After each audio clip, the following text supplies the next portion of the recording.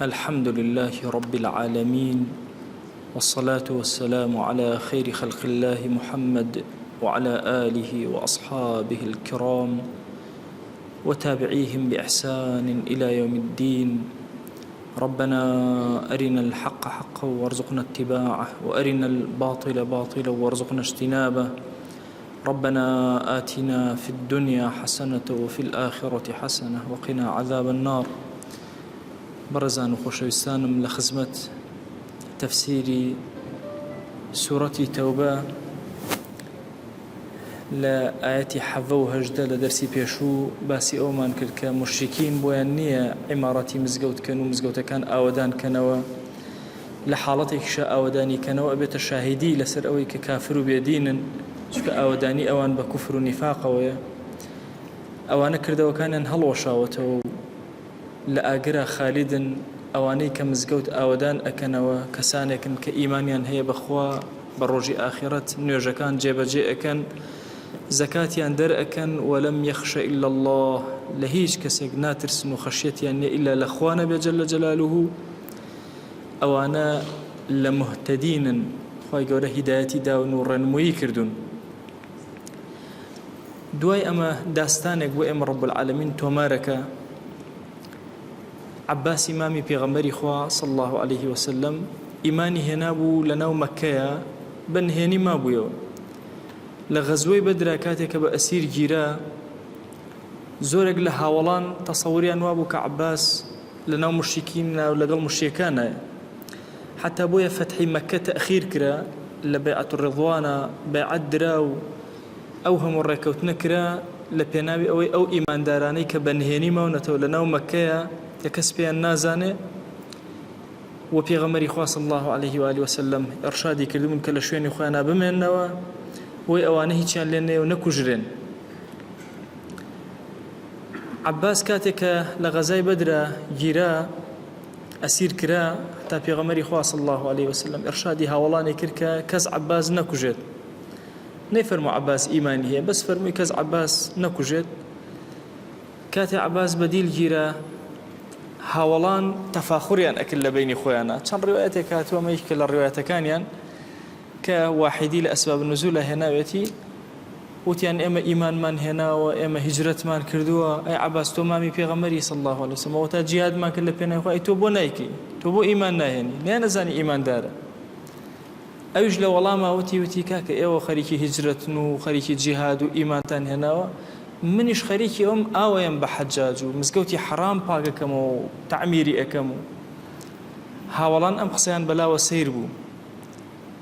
بيدنجان ليكرت رب العالمين أم آية بيروزي نار دخوارة وأجعلتم سقاية الحاج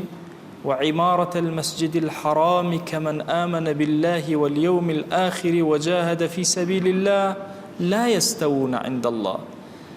أتانوي أودان بحجاج كان حاجي كان وأودان كرنوي مزقوتي حرام وكعبة وكو أو كسبت كإيماني هنا وبخوا هجرتي كردو دواتريش جهادي كردو لبيناوي خوا لا يستوون عند الله. أمانة وكو يقنين مساوية كتير نين أمانة لله خوا جل جلاله. روايتك أفرمي كاتك أم آية تخوين راية عباس فرمي رازين بو قضاوتيك رب العالمين خوي بالرأي لسدا وكردي. روايتي كتير أفرمي نا مشركين لبيني يكترى تباهان أكل لبيني يكترى هركسيان طبعا عرب عادتي كهبوا هميشه فخري كي زور قوريان تياب وفخريان كردوا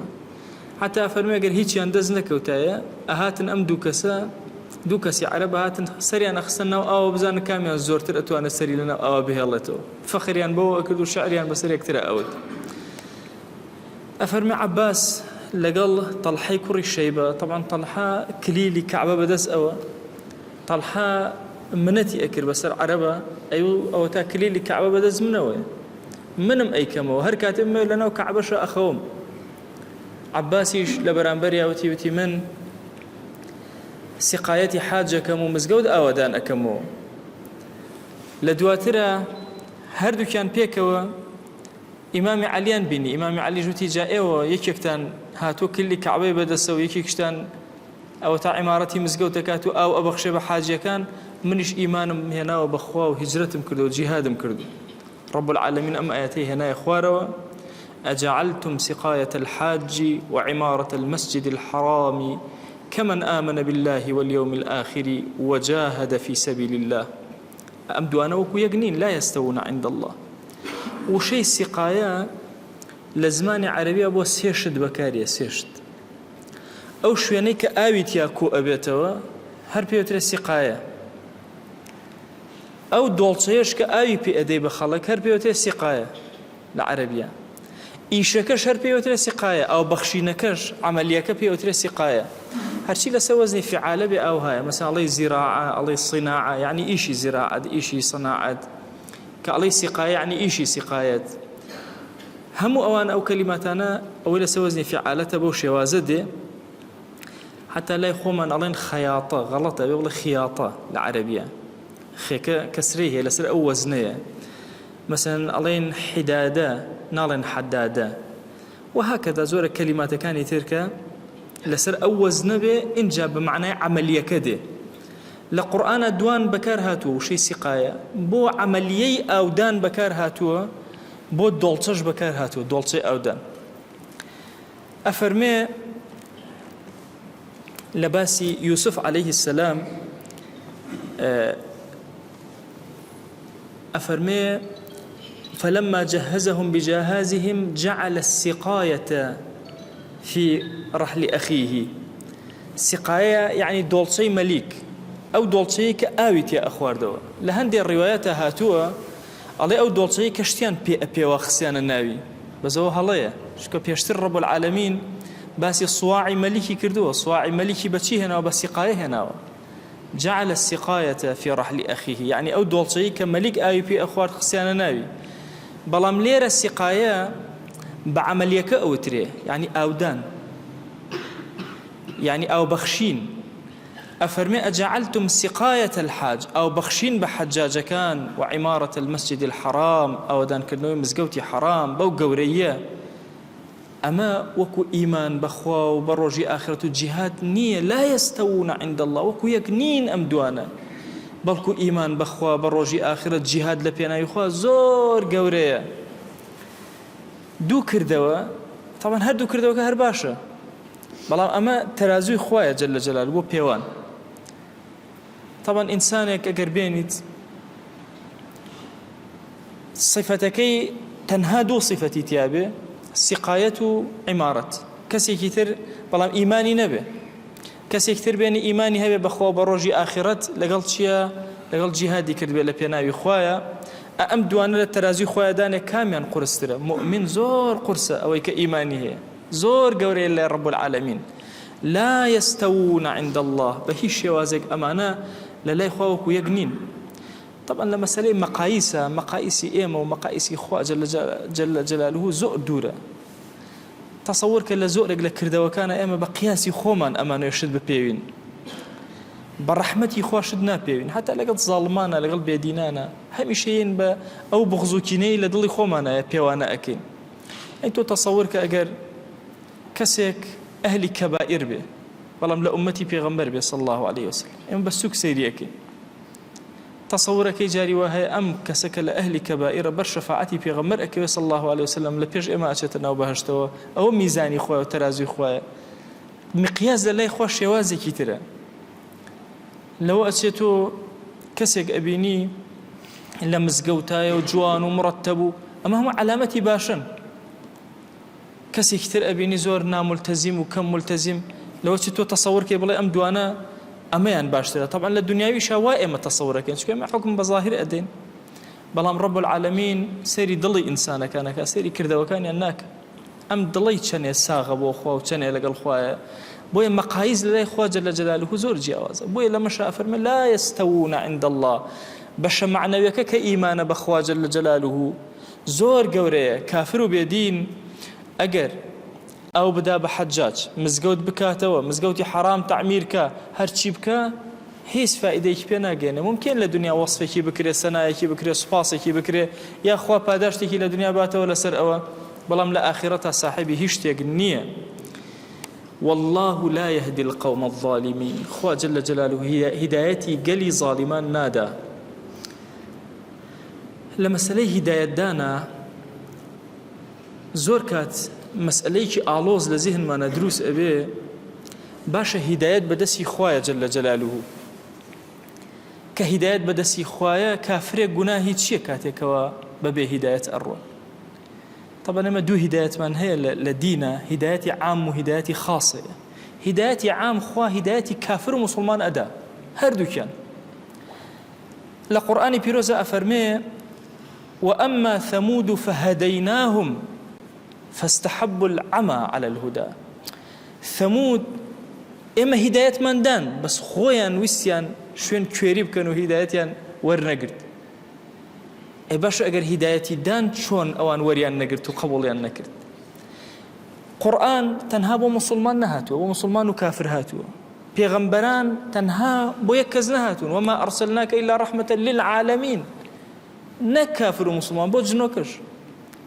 أوانش بكافر وخراب وباشيانوا هموي مأمور بوي كشفين محمد المصطفى عليه الصلاة والسلام بكون وترشن كرنوي الدين رب العالمين أي كاتب كافر ومسلمان أو هدايته عامة. يعني رب العالمين هرشي كسر لسرزوية هدايتي داوة رنوني كردويتي ودرجة خيري بو كردوته هدايتي كي زور تايبتيش هي اتروا كسخوي الظالم به. لقرآن طبعا هاتوا والله لا يهدي القوم الكافرين والله لا يهدي القوم الظالمين والله لا يهدي القوم الفاسقين. ما نهم هاتون لقرآن بيروزا كسيري أكي ورد بيتو أم كسس ظالم بويا هدايتك ورنا قرتو قلنا أخوة هدايتي عامي بو كردوتو بلام شايستي هدايتي خاص نبوه. أبيني كافر بوه أبيني فاسق بوه بويا هدايتك قبولينا كردوه ورينا قرتو. شون قوم ثمود خوا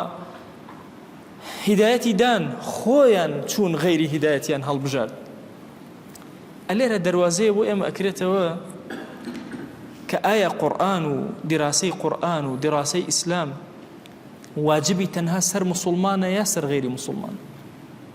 طبعا هرشي أحكام شرعية هي كافر نايقرته. مثلا نيوج لسر إما واجب لسر كافر واجب نية. الزكاة لسر إما واجب لسر كافر واجب نية. حج لسر إما واجب لسر كافر واجب نية. ميوان داري خلق لسر إما واجبة لسر كافر واجب نية. زوري تر بخيو كردني دايكو باو لسر إما واجب لسر كافر واجب نية. حتى قد دولتي مسلمانان هبه باوكيك هبه كافر بمن الله كاني بخيوينك دولتي مسلمانان بخيويك بس اگر مسلمان بواجبيك لسر من الله كاني بخيويك. بلام لمسألة دراسة قرآن وإسلام وهولدان بوتي جيشتن للدين كافر ومسلمان مساوي بوي للتعليم الدينية لأنه دولتي مسلمانانا كافر ملزمة بوي تعليم الدين بكري با كافر يجبي أولادك كان أنا بتعليم الدين بكن وريان قر وريان نقر حقمانية وسريان وديني خويانا بلام واجبة لسريان أبي تعليم هداية بكري وتعليم الدين بكري. مسألة هدايتي خاص رب العالمين لقرآن زور باسي كدو ويزيد الله الذين اهتدوا هدى أو كساني كهدايتك ورقرن كقبولي أكونوا أينا سرقاك إن جا خوابوين زيادك كافروا بيدين شهر عين الرقاك بشان أدري مسلمان بشان أدري مسلمان يتسرقاك خوابوي زيادك لفرمايش تهاتوا أي عبد بستي برا بيرم ورا ذراعك برو بير الدم ذراعي ورا باعك برو بير الدم توبا هواش ورا من برا كردن برو بير الدم. أما يك كوتي تسرقي هدايتي ترخوي جورا خوي هدايتي خاصة أداء بلام لهداية عامك هرهم من كافر ومسلمان بيك ورب العالمين هداية من أداء يترك هركس وقبولي أكا يا قبولناك أو إرادي خويتي خوي بريار أداء لسر أوي أم تشاكيم أوي يا نامي إن جاء رب العالمين يزياتر أمان بروشن أكاتو شون لا إخوة وكو يكنين أفرمي الذين آمنوا وهاجروا وجاهدوا في سبيل الله بأموالهم وأنفسهم أعظم درجة عند الله. أواني إيمانيان هناوا أواني هجرتيان كردوا أواني جهاديان لبيناوي خوا كردوا جل جلاله بماليان مالكيان بخشيوا بنفسيان آماده بالنفس خويان لبينا يخاو بخشن أوانا أعظم درجة عند الله ئەوانە دەرەجە و پلەیان زۆر بەرزترە لای خوا لە هەموو کەس بەرزترن چونکە سێشتی زۆر گەورە هەرسێکیان جێبەجێ کرد ئیمانیان هێناوە هجرەتیان کردووە ماڵ و حاڵ و هەرچی شتە بەجێیان هێشتووە جیهادیشیان کردووە لە پێناوی خوا جل جلاله بە ماڵ و سەرۆت و سامانە اینجا بە نەفسیان طبعا لە قورئانە کە باسی جیهاد دەکرێت هەموو جارە جیهاد بە ماڵ لە پێشەوەیە جیهاد بە نەفس لە دواوەیە ئیلا لە یەک شوێنە نەبێت کە باسی إن الله اشترى من المؤمنين أنفسهم وأموالهم بأن لهم الجنة لا نفس خاتە پێشەوە لە غیری ئەو شوێنە هەمووی ماڵ لە پێشەوە چونکە ئەگەر کەسێ بەخیل بێ نەتوانێت ماڵی بەخشێت چۆن نەفسی خۆیە بەخشێت ناکرێت جیهادیش بە هیچ شێوازێ ناکرێت بە نەفس ئەگەر ماڵی لەگەڵا نەبێت بۆیە مسلمانان هەر کاتێک لە ڕووی اقتصادیەوە لاواز بن بە هیچ شێوازێ ناتوان جیهاد کرد ئەلێرە ئێرشادمانەکە دنیا بە دوو شت ئەچێ بەڕێوە بە اقتصاد و بەهێز بە عسکەرتاریەت بە غیری ئەم دوان ناچێ بەڕێوە یعنی تۆ هەرچی بکەی ئەگەر ئەم دوانت نەبێ سفری لە دواوەی اقتصاد زۆر گەورەیە بۆیە پێغەمبەری خوا صلی الله عليه و آله وسلم لە مەککە سەیرەکەی هەوڵێکی زۆر و جوهدێکی زۆر گەورەی هەیە لە چیا لە ماڵە سەیدەتنا خەدیجە هەموو ماڵی ئەبەخشێ سەیدنا ئەبوبەکر ماڵی ئەبەخشێ ئەصحاب هەر هەمووی ئەبەخشن لە پێناوی خوایە ئەبەم ماڵ بەخشینە سەرەتا پەروەردە ئەبن دواتر لە ناو مەدینەیە سەرەتای مەدینە بە چی دەست پێکەوە بەخشینی ماڵ دوایان کاتە برای یەکتر ئەم لە پێناوی ئەوە ئەبەخشێ تەکاملێکی زۆر گەورە لە ناو کۆمەڵگایە لە ڕووی اقتصادیە و دروست ئەبێ حتا لە ناو مەککەیە لە ناو مەدینەیە لە ڕەمەزانە باسم کرد یەکێک لە شتە گرنگەکانی پێغەمبەری خوا صلی الله عليه وسلم کە کەم باسەکرێ کە چوو سێری کرد بازار لە ناو مەدینە بەس یەهودەی با بەڕێوە کەس نێبی با بەڕێوە ئەوان نەبێ اقتصاد بەدەست ئەوانە چوو خەتێکی ڕاکێشە لە دوای دروستکردنی مزگەوت فەرمووی ئەم شوێنە بازاری ئێوەیە ئەوێ بازاری ئێوە نییە بازاری گواستەوە شەڕێکی اقتصادی زۆر گەورەیەکی لەگەڵ یەهودا اقتصادی مسلمانی هێنا بۆ شوێنێتر بۆی مسلمان خاوەنی اقتصادی سەربەخۆی خۆی بێ بۆیە کاتێک کە ڕەب العالەمین ئەفەرمێ ئەو کەسانەی کە ئیمانیان هێناوە خاڵی یەکەمە ئیمان دامەزراوە لە دڵا هیجرەت ئامادەیە لە پێناوی خوایە وڵاتی خۆی نیشتیمانی خۆی شوێنی شیرینی خۆی هەمووی بەجێ هێڵێ دواتریش ئامادەیە جیهاد کە لە پێناوی خوا ماڵەکەی خۆی ببەخشێ نەفسی خۆی ببەخشێ ئەمانە ئەعظەم دەرەجەتەن عند الله ئەمانە دەرەجاتیان زۆر بەرزە لەلای ڕەب العالەمین طبعا ئێمە دەرەج و دەڕەکمان هەیە لە عەرەبیە دەرەج پلەکانە هەردووکیان قادرمەیە ئەگەر بۆ سەر و ڕۆشتی پێوتێت دەرەج ئەگەر بۆ خوارەوەچی پێوتێت دەرەک كاتێک کە باسی منافقینەکە فەرمی إن المنافقين في الدرك الأسفل من النار بقدر ما كان أجد أخير قادر من الأخواري خوارو باسی پیاوانەکە وللرجال عليهن درجة باشە یەک دەرەجەیان گەورەترە بەرزترە لە ڕووی سیاسەت و ئیدارەی ماڵەوە لە ئافرەتان یان لهم درجات عند ربهم چەندین پلە بەرزە بنەوە لای خوا جل جلاله وهكذا درج بۆ سەرەوەیە ئەفەرمێ ئەمانە أعظم درجة عند الله لەلای خوا جل جلاله دەرەجەیەکیان بەرزترە یان چەندین پلە چونکە دەرەجەیەک لەلای خوا چەندێکە نازانین لەوە چێت نێوان ئاسمان و زەوی دەرەجەیە بکە وأولئك هم الفائزون بخوا هر أمانة فائز براون طبعا فائز اسم فاعلة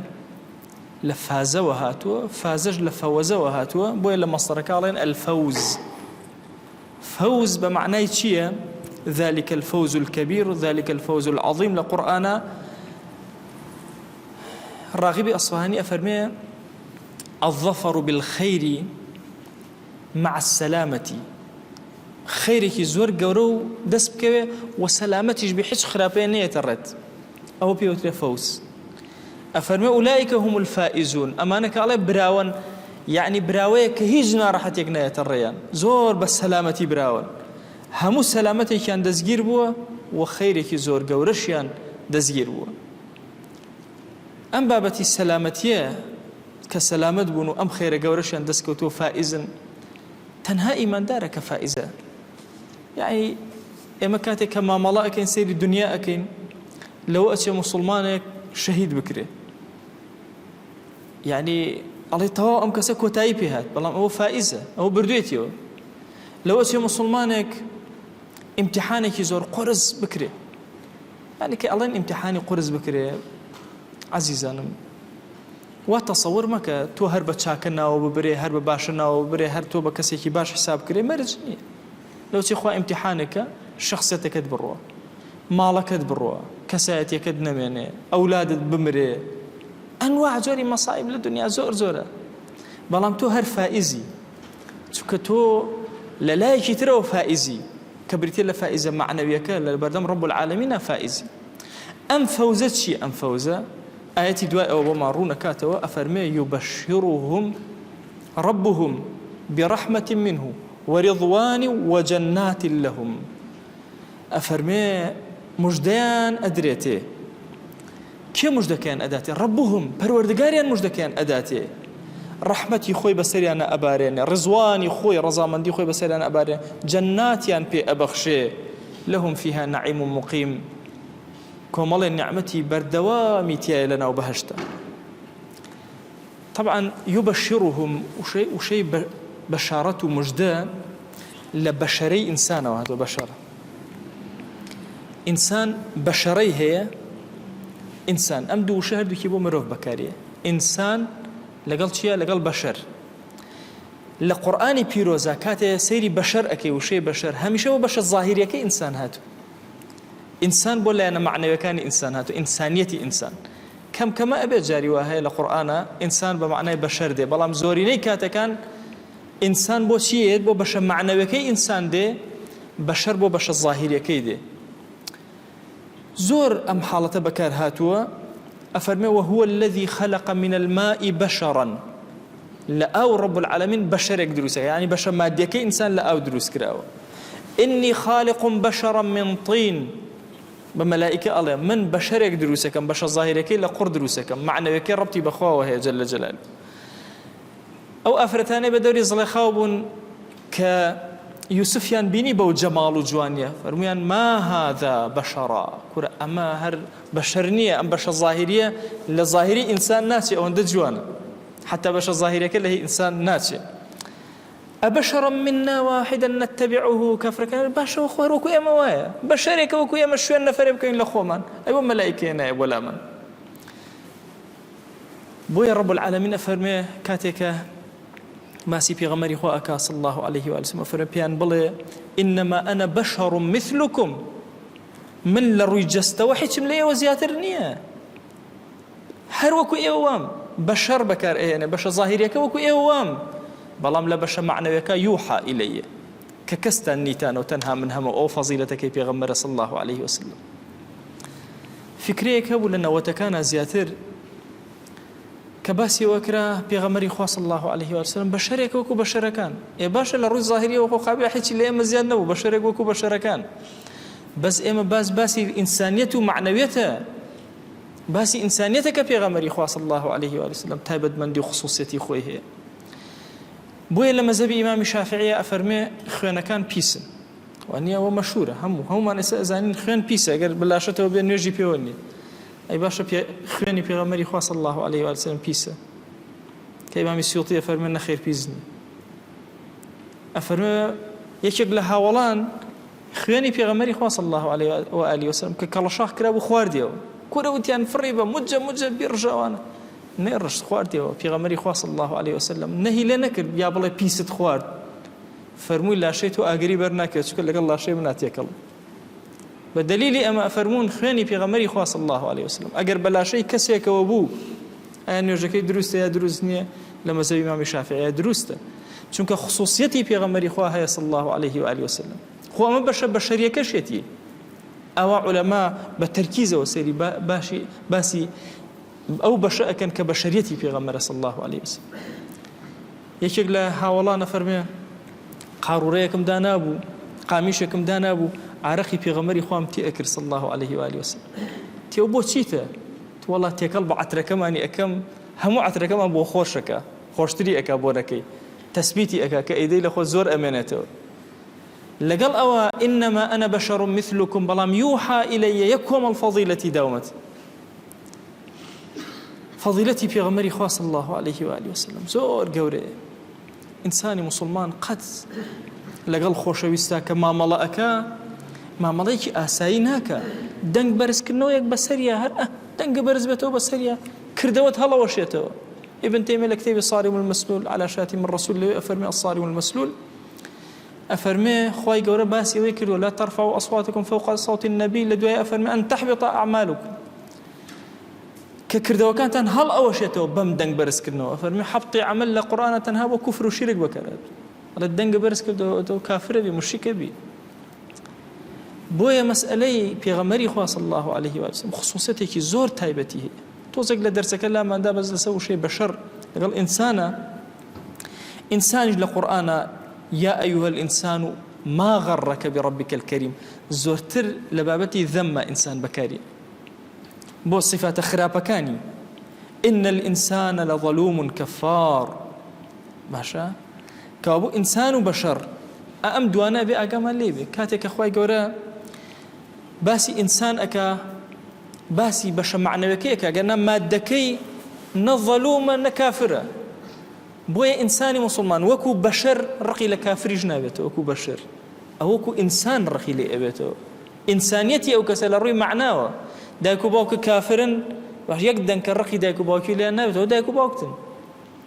رقي لإنسانيتك أبته كاتك عقيديك جاوازي لعقيدة كيتوها رقي لعقيدة كيبته لخدي إنسانك خوي نابته لخدي بشريتك نابته أي باشا بوشي بشارة لم بشر وهاتو راغبي أصفهاني قصيك زور جواني يبسين أسر درسك أفرمي يبشرهم ربهم أم بشارتا عليك إنسان مجدي أدريته بيستي قشبيته جوانا بي بشارتي دموشاوي قشبه لا شيء فرح جاري وائل كردواري خومانا خلقي سليماني الله كرهم لا شيء بي أكني وقصة طواو إنسان مجدي بدريته نقدموشاوي قشبه همو لا شيء قشبه چون دارێکی تونی ئاوی ئەدەیتەوە جوان هەموو گیانی گەشە بێتەوە بە هەمان شێواز بۆیە وشەی بەشارەت و مژدە بۆچی وشەی بەشەری بۆ بەکارێت چونکە بەشەری ئەم کەسە پێستی ئەم کەسە دەرەوەی ظاهری ئەم کەسە هەر هەمووی ئەگەشێتەوە جوان ئەبێ بەڵام کێ مژدەت بداتێ ئەگەر ئینسانێ مژدەت بداتێتەوە زۆر دەموچاوە گەشە بێ ئەی ئەگەر ڕەبوهم ئەو کەسەی تۆی خەلق کردو مژدەت بداتێ ئەبێت چەند دڵخۆش بی چه مجدەیەکت ئەداتێ مجدەت ئەداتێ بە ڕەحمەت معنەویەتە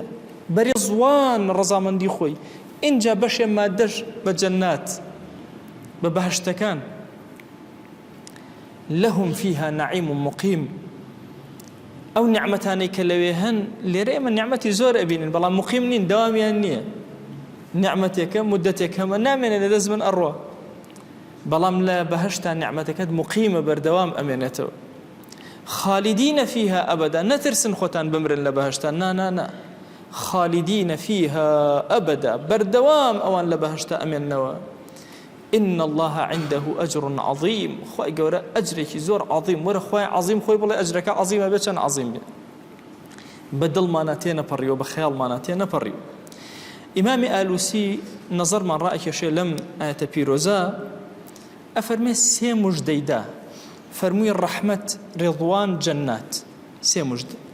لە پێشی شەوە باسی ئیمان و هیجرەت و جیهادی کرد ئەفەرمێ ڕەحمەتی خوا بۆ کەسێکە کە ئیمانیە ڕزوانی خوا بۆ کەسێکە کە جیهاد بکا لە پێناوی خوا جەنەتیش لەبەرەوەی ئەم کەسە هیجرەتی کردە شوێنی خۆی بەجێهێشتووە خوا پاداشتی ئەداتەوە بەوەی کە جەنەتی ئەداتێ لە بەرامبەر ئەوەی زەوی بەجێهێشتووە زەویکی زۆر باشتر و چاکتر و جوانتری ئەداتێ